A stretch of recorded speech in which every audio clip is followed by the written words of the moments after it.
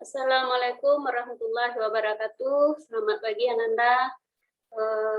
Kita ketemu lagi dalam pertemuan kita yang kelima. Pertemuan yang keenam, materi yang kelima ya.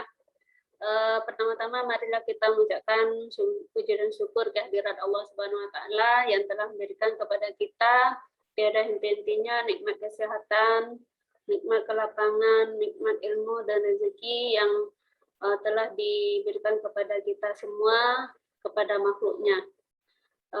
Mudah-mudahan pada hari ini semua anak ibu semua berada dalam keadaan yang sehat, begitu juga dengan keluarganya ya. Kalau ada yang sakit, marilah sama-sama juga kita mengucapkan doa, mudah-mudahan segera diberi kesembuhan.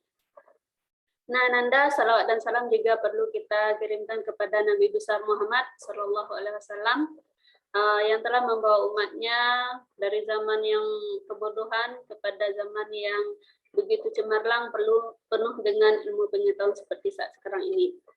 Nah, Nanda semua, pada kesempatan ini Ibu akan membahas materi kita yaitu tentang bakat, minat, dan kaitannya dengan karir nanti. Untuk jelasnya mungkin Ananda bisa melihat kepada share screen Ibu berikut ini ya.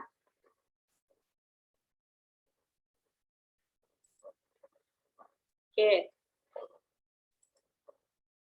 Sebagaimana yang sudah Ibu sampaikan tadi, yang kita bahas sekarang itu adalah tentang bakat minat ya. Kita mulai dari pengertian bakat terlebih dulu. Bakat itu apa ya? Bakat itu adalah kemampuan bawaan yang merupakan potensi yang masih perlu dikembangkan dan dilatih untuk mencapai suatu kecakapan atau pengetahuan tertentu. Jadi bakat ini Ananda adalah potensi yang sudah kita bawa dari lahir. Ananda dari lahir itu sudah mempunyai bakat, sudah membawa potensi yang mana bakat atau potensi ini harus dikembangkan oleh Ananda, oleh orang tua Ananda sebagai yang bertanggung jawab dalam kehidupan Ananda ini, kelanjutannya nanti ya. Nah, jadi bakat itu adalah kemampuan yang sudah dibawa dari lahir. Nah, perlu Ananda ketahui bahwasanya bakat ini tidak bisa dipengaruhi oleh lingkungan. Ya. Kenapa? Karena dia udah dibawa begitu Ananda lahir, Ananda sebenarnya sudah punya bakat, sudah punya potensi. Kalaupun ada dipengaruhi lingkungan itu dikit, ya. Nah, untuk bisa merealisasikan bakat Ananda itu, maka bakat itu dalam rangka merealisasikannya, mewujudkannya itu perlu ditunjang dengan minat, latihan, dan kemampuan. Nah, selanjutnya kita akan bahas minat, ya. Minat itu apa, ya? Minat itu adalah aktivitas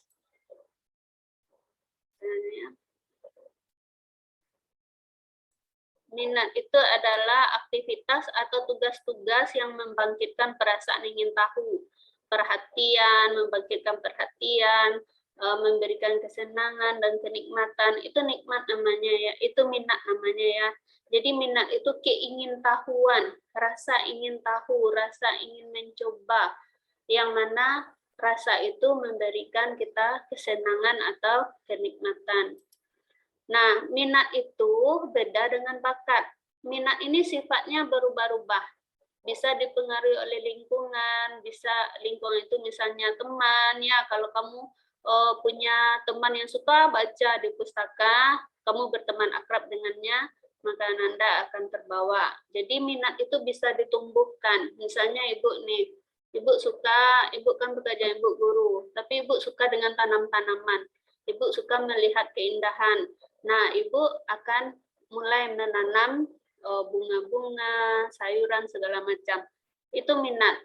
Terus nanti ada lagi orang yang pada sekarang ini Ibu misalnya suka bunga aglonema.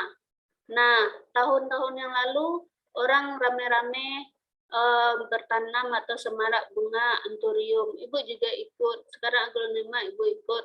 Kedepannya lagi mungkin bunga yang lain pula lagi ikut juga. Nah, itu namanya minat. Jadi minat ini suka berubah-ubah, dia tidak tetap dipengaruhi oleh lingkungan.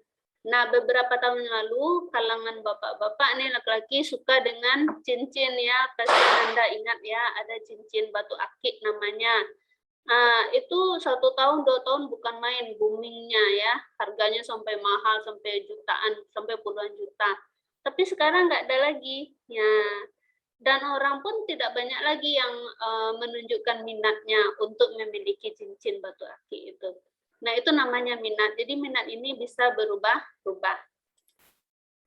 Kemudian bakat, Ananda, kaitannya dengan bakat itu akan sulit berkembang kalau tidak diawali dengan minat. Kenapa? Karena ini berkaitan erat. Kalau kita sudah punya minat, kemudian nanti minat itu kita jalani, kita kembangkan, kemudian menghasilkan sesuatu, nah bisa jadi itu adalah bakat kita.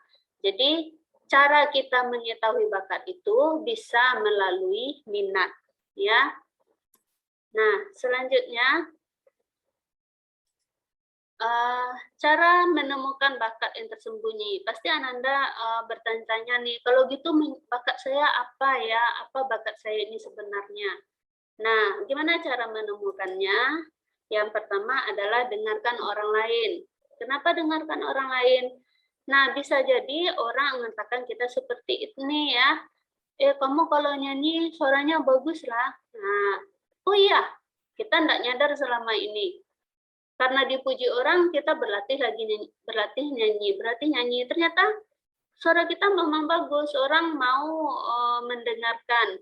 Nah, di ajang-ajang pencarian bakat itu kan nampak itu.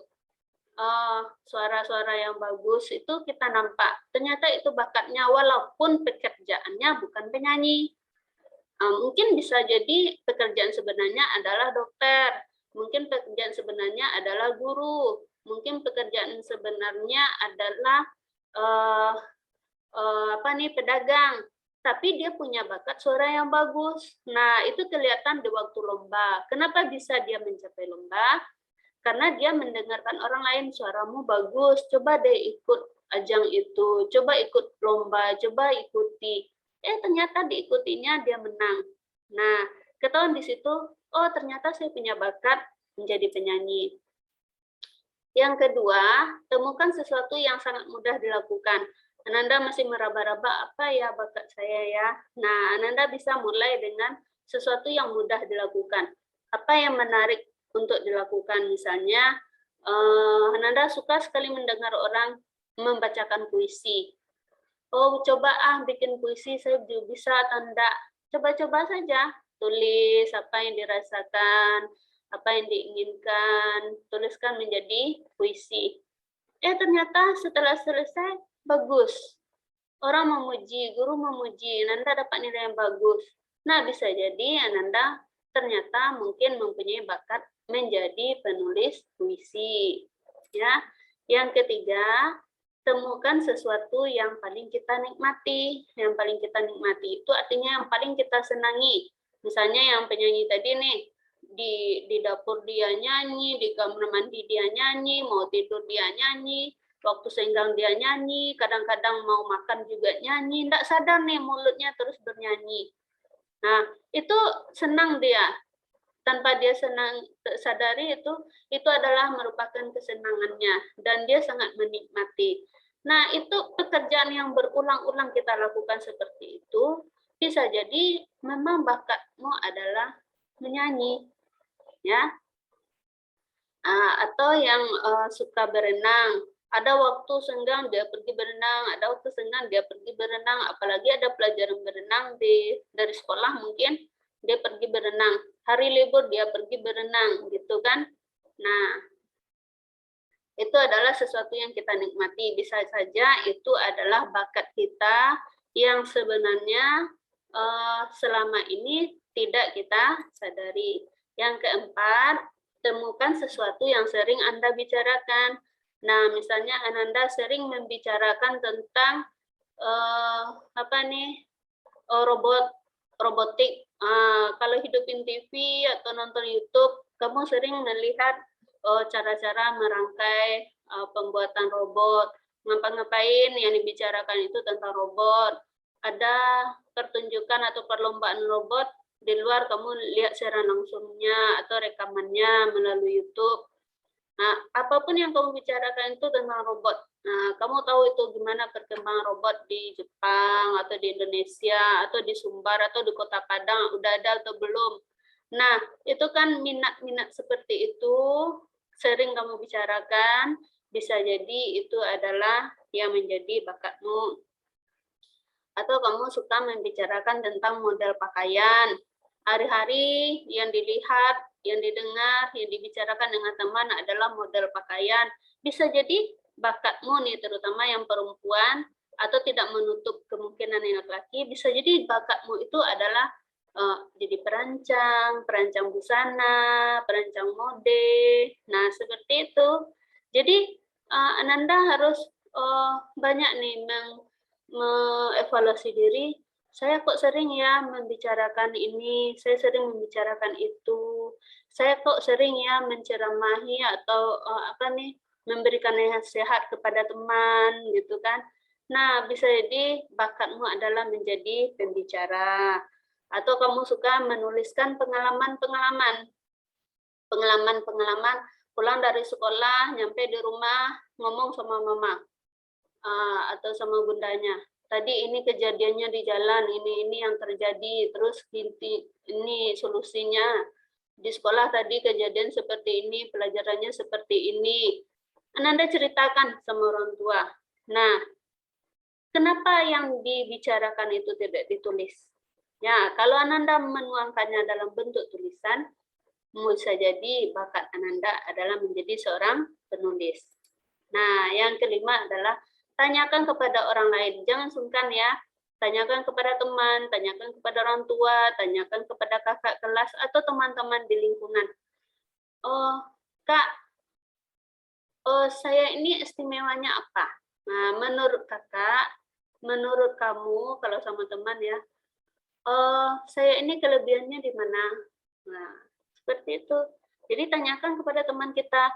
Kenapa? Karena yang sering menilai kita itu, yang mudah menilai kita itu adalah orang lain. Orang lain sebenarnya yang banyak mengamati kita. Oh, si A ini dia suka menyanyi, si B ini dia suka pidato, ini dia bagus nih kalau melakukan ini, gitu ya. Jadi banyak penilaian itu datang dari orang lain. Tidak apa-apa, tanyakan sama teman, sama kakak, sama orang tua. Sebenarnya saya ini bakatnya di mana gitu ya. Nah, ini lagi gimana caranya Ananda mengidentifikasi bakat dan karir. Ibu katakan tadi bakat, minat, dan karir itu ada hubungannya. Ananda, karir itu adalah suatu prestasi, suatu capaian dari pekerjaan atau pengetahuan kita. Kalau di lingkungan sekolah nih, misalnya Ananda dari kelas 7 naik ke kelas 8 itu udah prestasi itu sudah berkarir. Ananda sudah berkarir, sudah mencapai hasil dari kelas 7 ke kelas 8, dari kelas 8 ke kelas 9. Nah, ada pula yang mengartikan karir ini adalah pekerjaan kita. Nah, Ananda di dalam kelas ditunjuk sebagai ketua kelas, itu karir itu, prestasi. Ananda diangkat jadi sebagai ketua OSIS, atau pengurus OSIS, atau ketua ekstrakurikuler inilah, pramuka, apa segala macam, atau UKS, atau drum band, itu adalah prestasi, itu adalah karir di sekolah. Nah, yang Ibu maksud di sini, selain di sekolah juga di pekerjaan di masa yang akan datang. Nah, jadi karir itu juga diartikan dengan pekerjaan. Pekerjaan yang mana? Pekerjaan di masa depan. Nah, Ananda harus mampu mengenali diri. Itu cara mengidentifikasi untuk memastikan nih bakat saya apa, karir apa nantinya.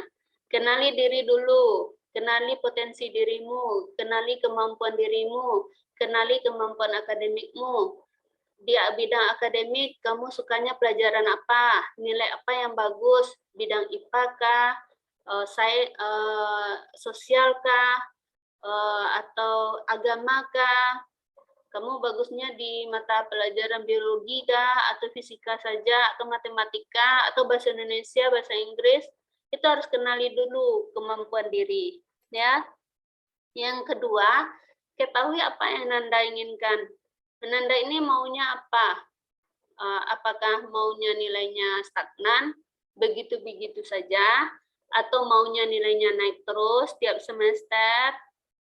Apa Ananda habis dari MTSN ini mau melanjutkan ke SMA kah, Keman kah, ke SMK kah? Nah, itu harus tahu dulu apa yang Ananda inginkan untuk ke depannya.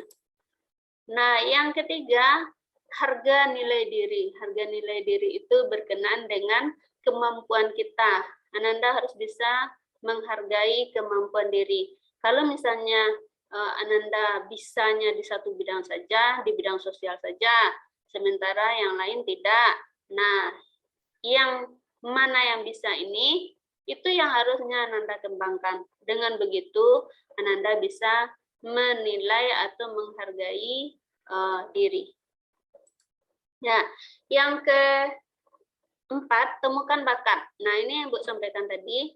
Mulailah Ananda mencoba mengidentifikasi bakat Ananda itu apa bakatnya, baik dalam pelajaran. Kalau kamu misalnya belajar bahasa Inggris, itu paling senang dengan gurunya, dengan pelajarannya, nilainya selalu bagus. Nah, itu berarti Ananda di bidang akademik berbakat dalam bahasa Inggris. Atau Ananda itu senangnya pelajaran matematika. Kalau sudah masuk guru matematika, Ananda serius. Bergarah pun teman itu tidak ambil peduli. Apa tugas matematika terus dilaksanakan. Nilainya bagus. Nah, itu artinya Ananda berbakat di bidang matematik. Atau Ananda berbakatnya di bidang olahraga. Nah, sangat suka dengan pelajaran olahraga. Temukan juga bidang olahraga itu mana yang menjadi bakatmu. Apakah bola kaki, apakah futsal, apakah tenis, apakah badminton, ya. Nah, banyak cabang-cabangnya. Nah, mulailah mengikuti aktivitas-aktivitas untuk mencari sebenarnya bakatmu itu apa, ya. Yang kelima, kombinasikan minat dan kegunaan. Nah, jangan asal coba-coba saja. Coba-coba orang, misalnya di sekolah kita nih ada 5 jenis ekstrakurikuler, ada drum band, pramuka, tari ya, kemudian UKM, usaha kesehatan remaja, atau KKR ya, kader kesehatan remaja, ada juga PMR ya, Palang Merah Remaja. Itu nanti juga ada kelas-kelas olimpiade. Nah, Ananda mana yang betul-betul Ananda minati? Ya, misalnya Ananda berminat di bidang pada ekskul drum band. Nah, sudah ikut kegiatan ekskulnya. Sudah mulai melatih alat-alatnya. Nah, teman-teman yang lain, 2 kali atau 3 kali pertemuan, itu mereka sudah mampu memainkan alat. Tetapi kalau Ananda 2 kali, 3 kali, 4 kali pertemuan ekskul, belum ngerti juga, belum bisa juga memainkan alat, itu artinya mungkin Ananda tidak berbakat di situ. Minat aja yang ada, tapi bakat enggak. Nah, ini kan enggak ada gunanya. Lebih baik Ananda pindah, cepat cari minat yang lain atau ekskul yang lain. Ya, misalnya lagi, ada yang sangat suka berenang, dia suka sekali berenang. Pokoknya suka dengan air gitu kan. Nah, mungkin saya berbakat nih jadi perenang. Ya, dia pergi ke teratai, dia ikut latihan dengan instruktur yang di situ, udah dibayar juga sama teman-teman yang lain. Nah, 1 kali pertemuan, 2 kali pertemuan, Ananda sudah bisa mengapungkan diri, sudah sampai yang ke-10 kali pertemuan dalam latihan berenang, Ananda sudah mampu berenang.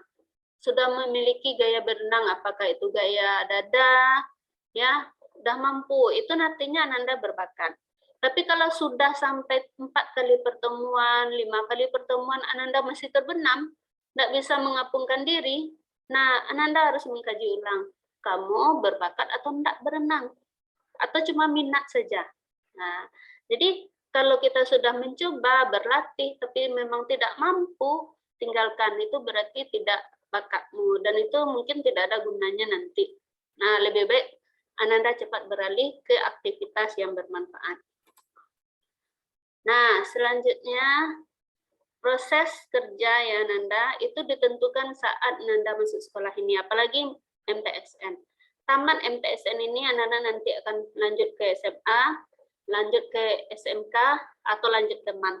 Nah, sekolah, 3 jenis sekolah yang Ibu sebutkan tadi, itu adalah pengaruhnya nanti kepada pekerjaan di masa depan. Ya, pengaruhnya ke pekerjaan Anda masa depan. Kalau Anda memiliki agama jurusan IPA, itu berarti nanti cita-cita Anda, pekerjaan yang Anda inginkan apa. Kalau Anda memilih jurusan IPS, nanti cita-citanya apa, hobinya apa, apakah hukum, segala macam. Nah, itu nanti kita bahas di kelas 9 ya. Sekarang pengarahan sedikitnya aja dulu.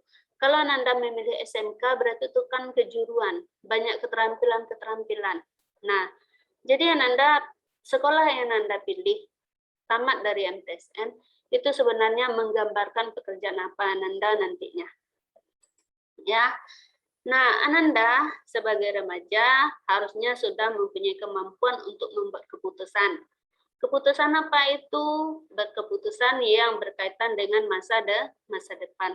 Saya nanti mau jadi dokter, misalnya nih. Nah, tamat selamanya ini saya masuk SMA, saya masuk MAN, masuk SMA atau masuk MAN. Jurusan saya apa ya? Jurusan saya tentunya harus IPA. Kalau IPS nggak bisa, ya, karena cita-citanya maunya bekerja nanti sebagai dokter. Maka Anda harus masuk SMA atau masuk MAN, pilih jurusan IPA. Nah, tamat situ nanti baru melanjutkan ke perguruan tinggi. Kalau misalnya Anda mau menjadi lawyer, pengacara, tentunya masuk jurusan IPS, tamat dari MTSN. Nah, dalam proses pengembangan karir ini kadang-kadang kita ada hambatan-hambatan ya, Ananda. Ada hambatan itu berasal dari dalam diri. Misalnya, tidak sesuai nih antara minat dengan kemampuan. Misalnya kamu mau jadi dokter, tetapi pelajaran IPA nilainya rendah terus, matematika nggak ngerti. Nah, itu namanya hambatan dari dalam diri. Yang kedua, hambatan berasal dari lingkungan, misalnya orang tua, keluarga, ya.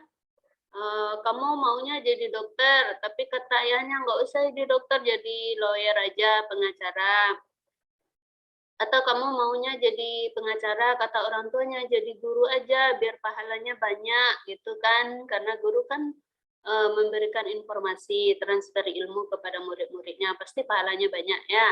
Bukan berarti pekerjaan lain nggak ada pahalanya, banyak juga, ya. Nah, itu kan perbedaan-perbedaan pandangan yang berasal dari lingkungan kita. Kalau kata orang tua kita maunya kamu jadi pedagang aja kayak ayah, duitnya ada terus. Nah, oh enggak, saya nggak mau, saya maunya jadi akuntan. Nah, hitung-hitungan juga lah gitu ya. Jadi, itu bentuk-bentuk hambatan nanti yang akan ditemui dalam pemilihan karir. Oke.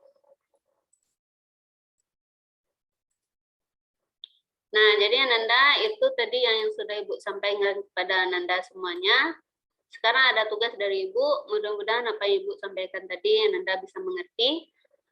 Yang jadi tugasmu adalah yang pertama, tulis dan ceritakan apa hobimu, apa bakatmu, dan apa minatmu. Kemudian apa pekerjaan atau karir yang kamu ingin capai nantinya. Oke, itu yang pertama. Yang kedua, jelaskan kegiatan atau usaha apa saja yang sudah Ananda lakukan untuk menjalankan bakat minat, apa aja kegiatan yang sudah dilakukan. Tuliskan itu. Kemudian untuk mencapai karirmu, lanjutkan sekolahmu nanti, apa yang sudah usaha-usaha apa dalam belajar yang sudah Ananda lakukan. Nah, 2 tugas itu Ananda catat kerjakan di buku catatan BK. Kemudian nanti masukkan ke GCR. Oke, nah Ananda itu yang bisa Ibu sampaikan pada pagi hari ini. Mudah-mudahan Ananda paham dengan yang Ibu sampaikan. Kalau seandainya ada yang tidak paham, kita akan bahas lagi dalam pertemuan tatap muka. Oke, Ananda, mungkin itu yang bisa Ibu sampaikan pada pagi hari ini. Ibu berharap kita sehat sekali, pandemi cepat berakhir sehingga kita bisa tatap muka di dalam kelas. Ibu akhiri, Assalamualaikum warahmatullahi wabarakatuh.